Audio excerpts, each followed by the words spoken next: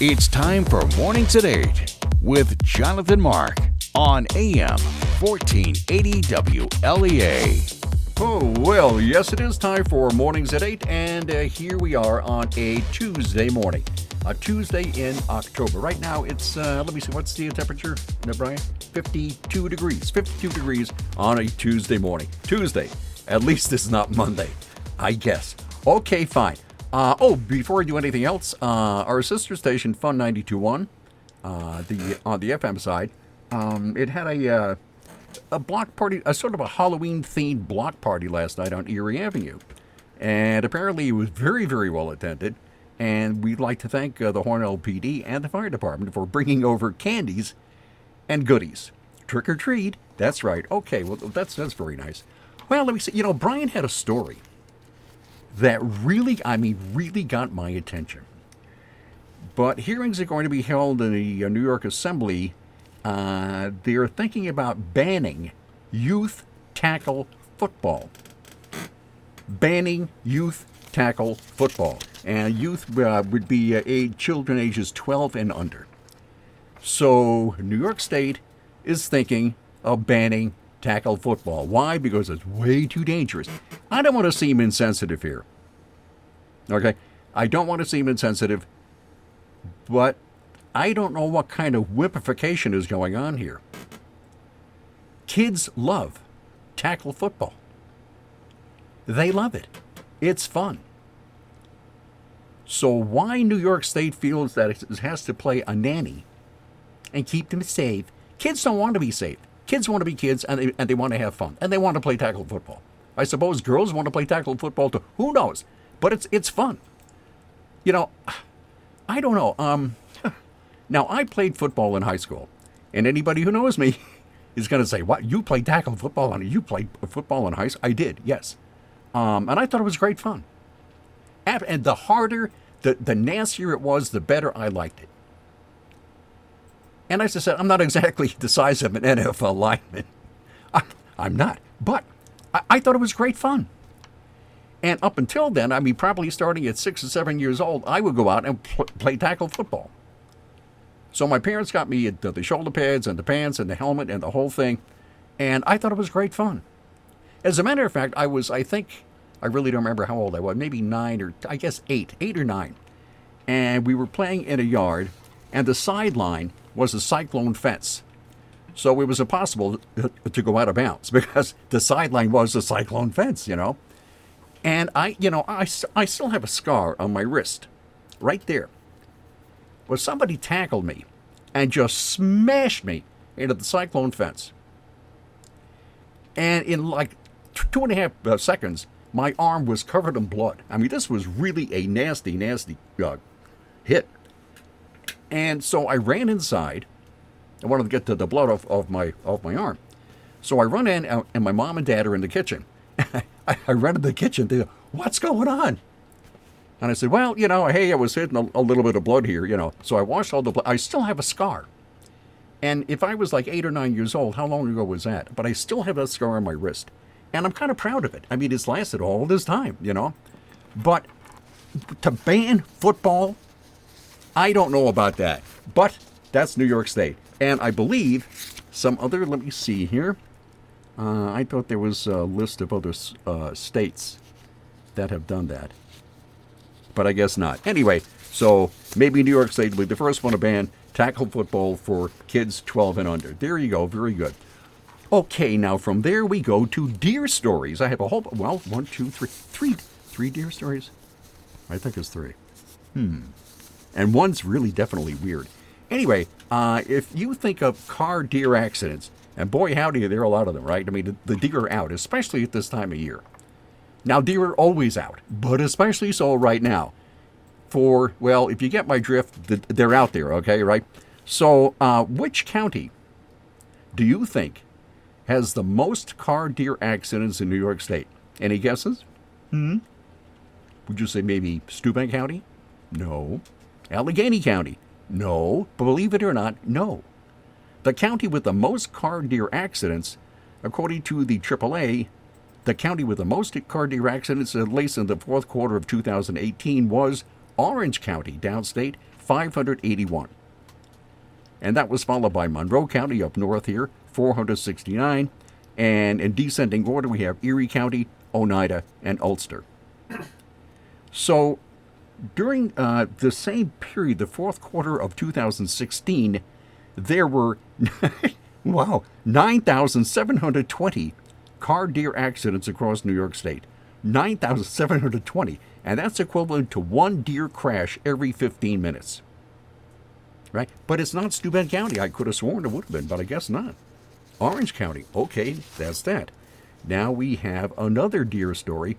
Well, it's a hunting story. It's close. Okay.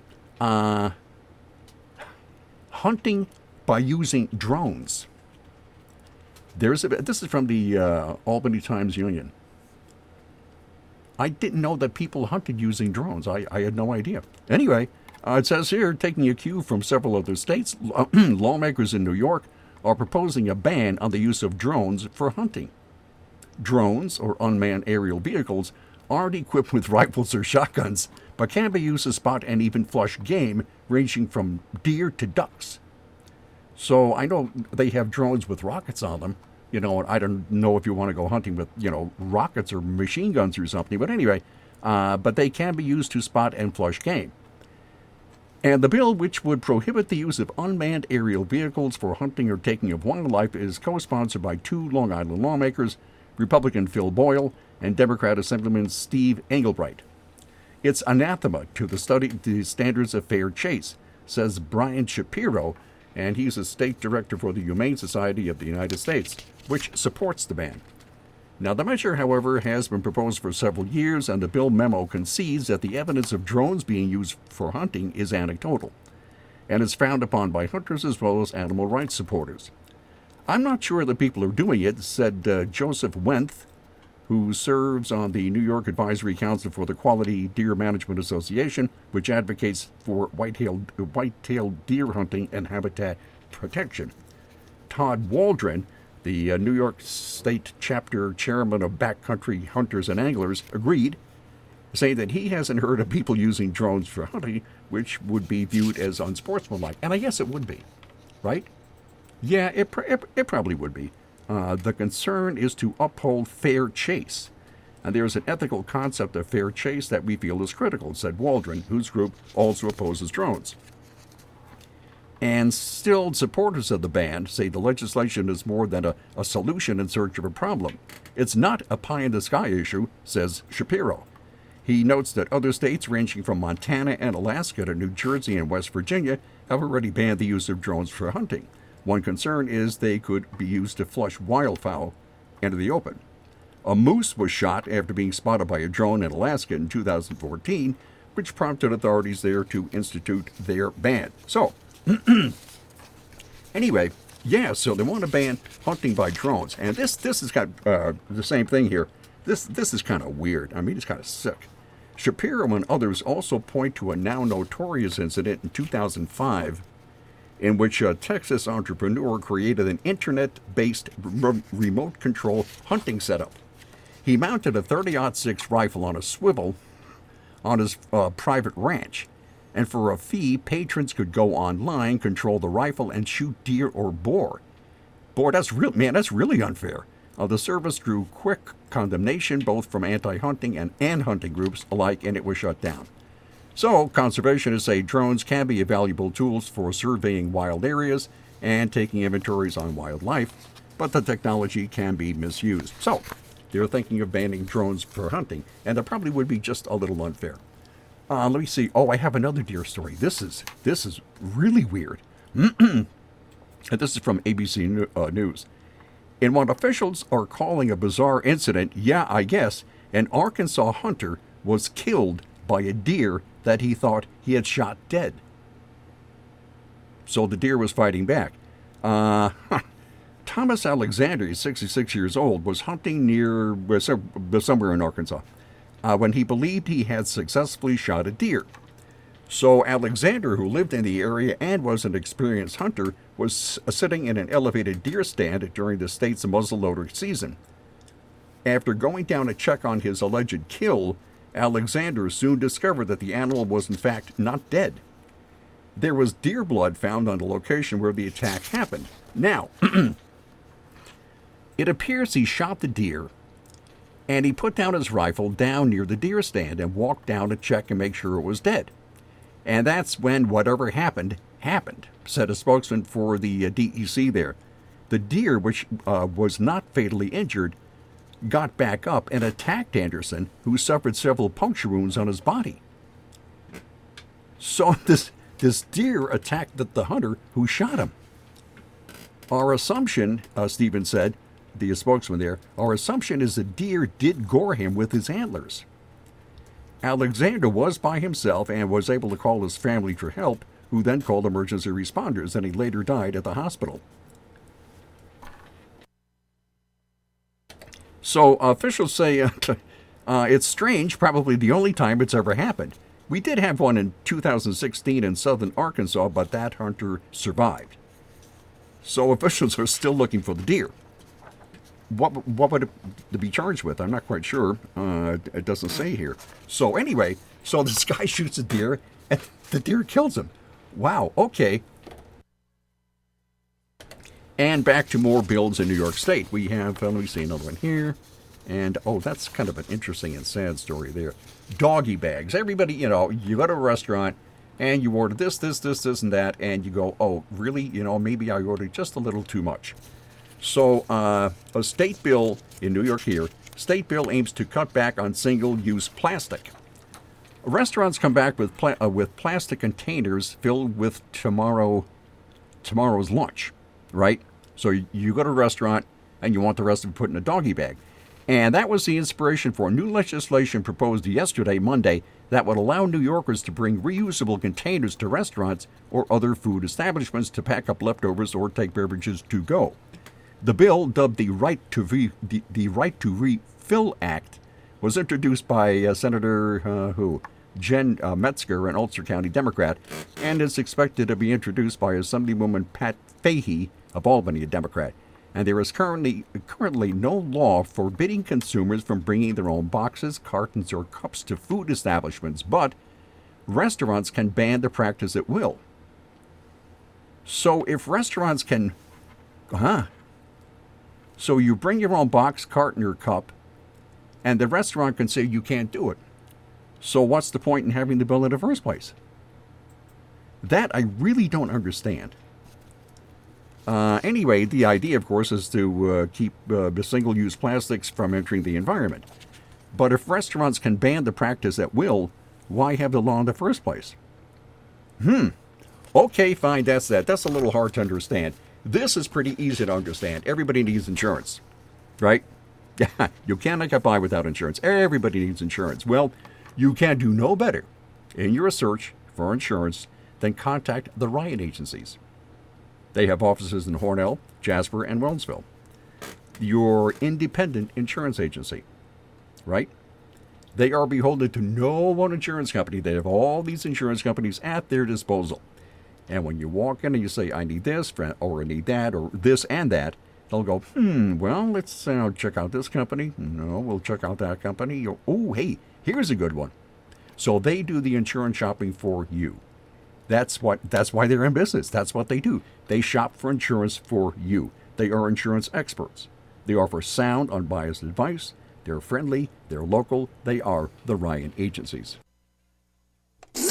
From the Fox Sports Studios in Los Angeles, here's Eddie Garcia. In the NFL on Monday Night Football, the Steelers beat the Dolphins 27-14. Pittsburgh fell behind 14-0 at home in the first quarter, but then outscored Miami 27-0 en route to the win. Pittsburgh quarterback Mason Rudolph had a couple of touchdown passes. James Conner, the running back, had 145 yards on the ground and one score. Pittsburgh has now won 18 straight Monday night home football games. They improved to 3-4 on this season with that victory, while the Dolphins are still winless at 0-7. In NBA games of note, the Rockets beat the Thunder 116-112 in his first game against his old team. New Houston star Russell Westbrook had 21 points. Teammate James Harden led the Rockets with 40 points. Kawhi Leonard goes for 30 points, and the Clippers 111-96 win over the Hornets. Sixers stay perfect, 3-0 after beating the Hawks 105-103. The Spurs are off to a 3-0 start. They top the Trailblazers 113-110. Nuggets are 3-0. They down the Kings 101-94. And the Warriors get their first win of the season, beating the Pelicans 134-123. I'm Charles Payne, and this is the Fox Business Report. Google's parent company, Alphabet, shares are lower this morning after it reported a mixed quarter. It's seeing steady growth in online advertising sales, but it had to spend more on the company. Google's self-driving unit, Waymo, is now offering some fully automated robo-taxi rides in Phoenix. The service is only available to a few hundred people. The trips are rider-only. Vaping company Juul Labs is planning to cut 500 jobs by the end of the year. Its chief executive, Casey Crosthwaite, says the business is undergoing a necessary reset. Juul is the subject of several federal investigations. The Dow Jones Industrials added 132 yesterday, the Nasdaq added 82, and the S&P was up 16 to a record. That's your Fox Business Report. I'm Ginny Cosola, invested in you. Patrick was way behind on his IRS taxes. I was in way over my head, just over $30,000. That's when I reached out to Optima Tax Relief. And how'd it go? I couldn't believe it. I had to ask like 2 or 3 times. I saved an incredible amount of money. How does Patrick feel about Optima? Couldn't be happier. Optima Tax Relief. They're the best in the business. Call Optima Tax Relief for a free consultation. Call 800-410-6744. 800-410-6744. Optima Tax Relief. Today at Simmons Rockwell Nissan in Horseheads and Hornell, New York, you'll find brand new 2019 Nissan Sentra SV models equipped with 16-inch alloy wheels, rear monitor, push-button ignition, and cruise control for just $15,999. Shop Simmons Rockwell Nissan in Horseheads or Hornell. Simmons-Rockwell.com. And we're back. Okay, here's something you really wouldn't think about. Suppose homeless school children in New York City.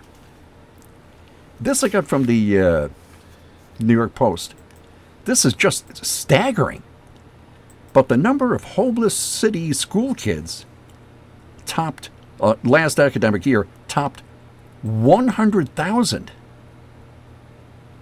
100,000 homeless school children in New York City.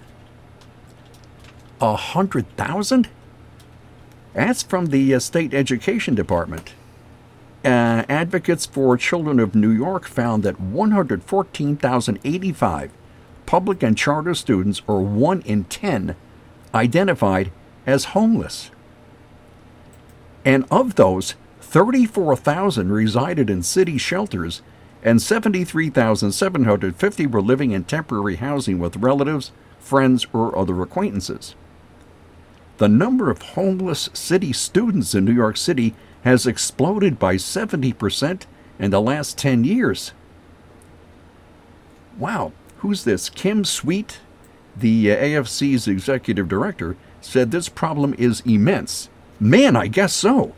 The number of New York City students who experienced homelessness last year, 85% of whom were black or Hispanic, could fill the Barclay Center, which is the Barclay Center, 6 times. The homeless population in New York City remained at nearly the same level as the previous school year, dropping by just half a point from 114,659, but the figure is still up sharply from the previous year. So that's amazing. 100,000 homeless school kids in New York City.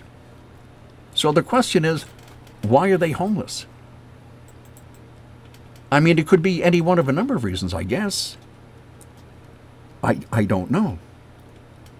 Why would there be so many homeless kids? You know, I don't want to, I can't even guess. Could it be probably because of broken homes? You know, I mean, I don't know. But that's certainly alarming. I mean, that really is. Huh. Okay, anyway, that's from New York City there. 100,000 homeless kids last year. Wow, that's amazing. As I said, why would that be? I said broken homes or no parent, or no, I don't know. Okay, fine. Let's go on to something else here. How much? Oh, we got plenty of time here. Boy, this is really interesting. A newly released study shows that the asteroid that took out the dinosaurs also acidified Earth's oceans. And the research looks at newly discovered evidence that from fossilized algae from millions of years ago, known as the foraminifera. The experts analyzed the chemical element boron to show in detail just how devastating the asteroid impact was, hoping to put to rest the debate that other natural disasters, such as a massive volcano eruption, led to the demise of the dinosaurs. So, the rise in ocean acidification, an event that would take millions of years for the oceans and the planet to recover from, was devastating, experts said. Our data suggests that impact, not volcanism, was key in driving mass extinction. So, before the impact event, we could not detect any increasing acidification of the oceans, said the study's lead author, Michael Hanahan, in a statement. The scientists looked at clay samples from an underground cave in the Netherlands for their research, a cave that contained an especially thick layer of clay from the immediate aftermath of the impact. And Hanahan said it's extremely rare. So, the find also indicates the first direct link between the dinosaur extinction and a sharp rise in the pH levels of the ocean. So, they're surmising that this thing took place 66 million years ago from an asteroid impact. And this is kind of, wow, the asteroid which hit Earth in the Yucatan Peninsula in Mexico is now known as the Chicxulub crater, wiped out nearly 75% of all species on the planet. And this is really frightening here. A separate study published in January put forth a theory that the impact from the space rock also caused a worldwide tsunami that reached more than, get this, 5,000 feet. 5,000 foot tsunami. Now there's, I think, 5,280 feet in a mile. So 5,280 feet. This tsunami was almost a mile tall. Holy smackers. Okay, very interesting. A mile tall tsunami. Boy, that'll get your attention. Okay, that's it for this morning show, and I will see you tomorrow at 8:05-ish. Bye. Hi, my name is Paul Van Castle, and I'm excited to be announcing my candidacy for Steuben County Legislator. That's why